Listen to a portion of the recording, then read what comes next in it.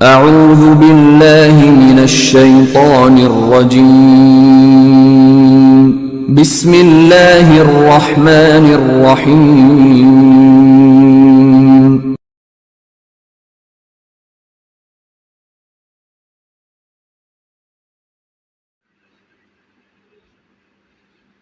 Assalamu alaikum.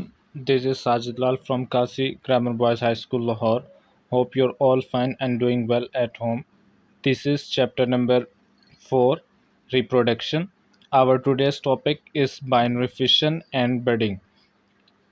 Binary fission एक ऐसा process है जिसमें एक जो पेरेंट ऑर्गेनिज्म है, पेरेंट सेल है, वो डिवाइड हो जाता है इनटू टू डॉटर सेल।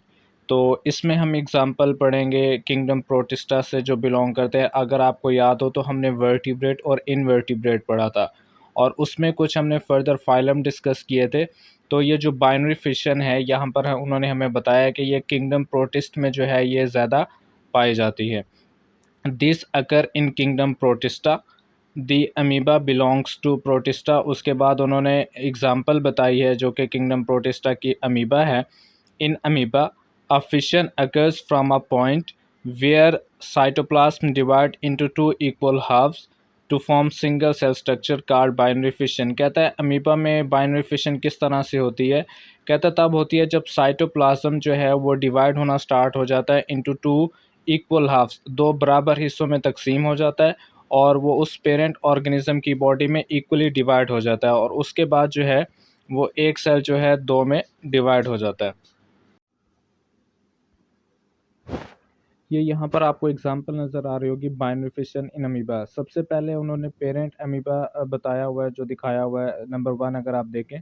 तो उसके बाद जो है ये किस तरह से एक से जो है वो दो में डिवाइड होता है। आप देख रहे होंगे सेंटर में आपको एक डार्क सर्कल नज़र आ रहा है जो कि न्यूक्लियस है। सबसे पहले न्यूक्लियस की जो है वो एलोंगेशन होती है, न्यूक्लियस जो है वो लार्ज इन साइज़ होगा। उसके बाद जो है न्यूक्लियस आप अगर नंबर 3rd स्टेप में देखें तो दो इक्वल हाफ्स में जो है वो डिवाइड हो गया है।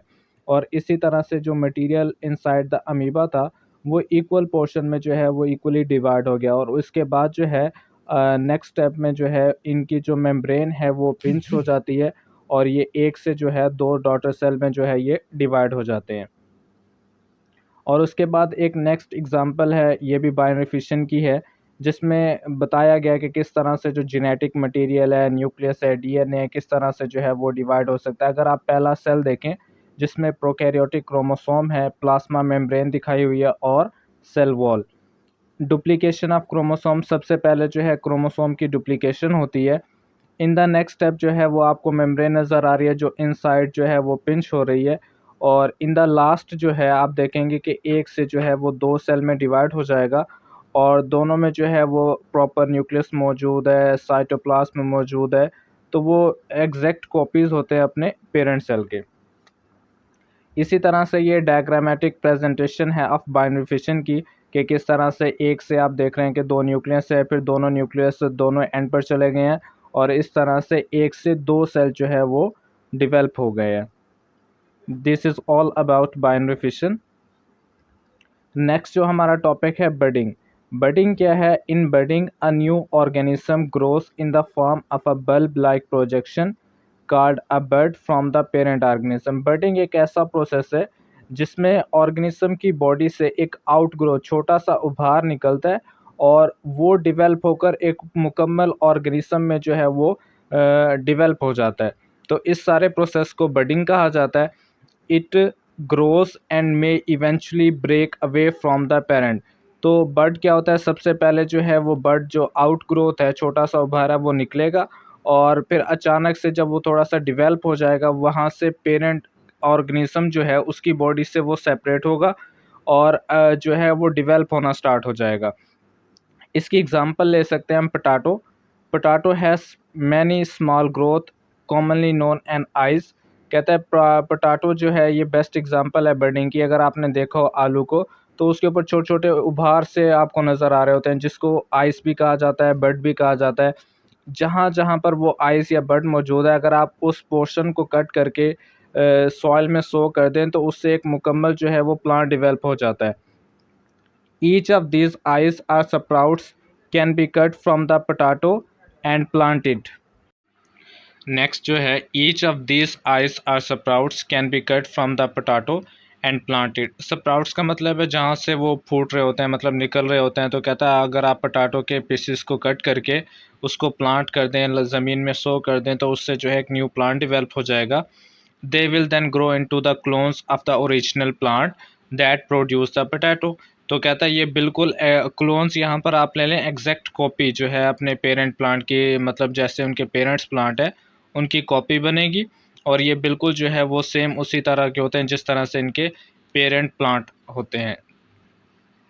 और ये आपको एक नज़र आ रही होगी एग्जांपल बडिंग की, हाइड्रा। ये आपको प्लांट लाइक एक स्ट्रक्चर नज़र आ रहा है, बट ये प्लांट नहीं है, ये एक ऑर्गेनिज्म है, एनिमल है, बट इनवर्टिब्रेट है। पेरेंट हाइड्रा आपको नज़र आ रहा है, नंबर 1 में देखें आप पेरेंट हाइड्रा। उसके बाद अगर नंबर 2 में देखें तो राइट साइड पर आपको बॉटम में जो एक छोटा सा उभार नज़र आ रहा होगा नंबर 2 पे। और थर्ड स्टेप में देखें वही जो बड है वो थोड़ी सी ज़्यादा ग्रो कर रही है एरो के साथ। नंबर 4 पे देखें but develops mouth and tentacles. वो जो बड है उसका माउथ डिवेल्प हो चुका है, टेंटेकल्स डिवेल्प हो चुके हैं। और इन द एंड नंबर 5 में आप देखेंगे एक ऑर्गेनिज्म से जो है वो 2 बन चुके हैं। मतलब बडिंग जो है इस तरह से, बडिंग कहते हैं आउट ग्रोथ को, एक आउट ग्रोथ से जो है वो पूरा ऑर्गेनिज्म जो है वो डिवेल्प हो चुका है। ये एग्जांपल बडिंग इन पोटैटो जैसे कि आपको बताया था, वो जो स्प्राउट्स हैं या आउट ग्रोथ है, ये जहाँ पर आपको ये उभार से नज़र आ रहा है, अगर आप इनको कट करके सॉइल में लगा देंगे एक ही पोटैटो से, तो ये डिफरेंट जो है वो प्लांट में जो है वो डिवेल्प हो जाएंगे। मतलब हर एक बड जो है वो एक मुकम्मल प्लांट में जो है वो डिवेल्प हो जाएगा। इसी तरह से अगर आप नेक्स्ट एग्जांपल देखें बडिंग इन यीस्ट। यीस्ट हमें पता है एक फंजाई है, यूनिसेलुलर ऑर्गेनिज्म है। इसमें किस तरह से रिप्रोडक्शन होती है बडिंग के ज़रिए जो है, इसमें आपको नंबर 1 पे नज़र आ रहा होगा यीस्ट सेल, जिसमें येलो इन कलर जो है वो आपको न्यूक्लियस नज़र आ रहा है। न्यूक्लियस जो है लार्ज इन साइज़ होता है, डुप्लीकेशन होगी जेनेटिक मटेरियल की, नंबर 2 में आप देख रहे होंगे डेवलपिंग बड, और बाहर एक छोटा सा उभार भी डेवलप हो गया है। और उसके बाद जो है नंबर 3 में अगर आप देखें तो उस छोटे से उभार के अंदर न्यूक्लियस भी जा चुका है और जो साइटोप्लाज्मिक लिक्विड है वो भी पहुंच चुका है। और नंबर 4 में जो है आप देखेंगे कि एक बर्ड जो है वो आपको सेपरेट नज़र आ रही है, फिर उससे जो है वो नेक्स्ट बर्ड बन जाएगी, उससे नेक्स्ट, इस तरह से जो है ये इसमें रिप्रोडक्शन होती है बाय बडिंग। और बडिंग इन हाइड्रा वही जो हमने पहली पिक्चर देखी है, ये भी वही उसी की एग्जांपल है। एक एक्स्ट्रा पिक्चर थी जो कि मैंने आपको ऐड कर दी है ताकि आप इसको और क्लियरली जो है वो समझ सकें। नेक्स्ट आपको ये पेज नज़र आ रहा है, पेज फ्रॉम द बुक।